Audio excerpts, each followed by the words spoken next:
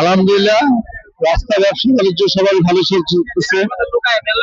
আসলে ফুটপাতের দোকানগুলো নিয়ে যে মানুষ ভাঙচুর করতেছে, পুলিশ প্রশাসন যে ভেঙে দেয়, তারা কি করবে? তাদের কি করণীয়? এগুলো যদি উঠায় দেয়, তারা কি করে খাবে? গরিব দুঃখী মানুষ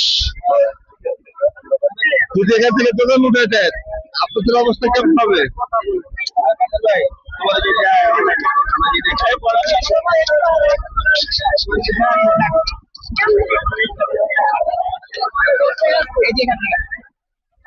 আপনাদের দোকান এখান থেকে উচ্ছেদ করে দেয়, আপনারা কিভাবে চলবেন? আপনাদের সংসার কিভাবে চালাবেন? সেটাই তো আমরা আসলে জানার বিষয় প্রশাসনের কাছে, যে আসলে আমাদের তো এই যে আমাদের রুটি রুজির ব্যাপার, আমরা তো হক হালাল করে ব্যবসা করে খাই। যদি আমাদের একটু সুযোগ না দেয়, তাহলে আমরা কিভাবে চলবো? এই যে লক্ষ লক্ষ হকার, তারা কোথায় যাবে? তো এরকম কোন উদ্যোগ কিন্তু সরকার আমাদের জন্য নেয় নাই, শুধু আমাদের উচ্ছেদ করে দেয়। এখন আমরা যাবো কোথায়, সেটা যে প্রশ্ন রইলো। এখন আপনাদের যদি একটা নির্দিষ্ট জায়গা দেওয়া হয়, দেখা গেল আপনার 100 জন, ওখানে জায়গা দেওয়া হলো 50 জনের, আপনার মিলেমিশে কি থাকতে পারবেন? এখন সেটা যদি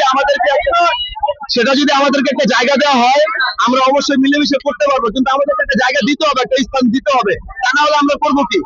দিয়ে সরালে ভালো হয়।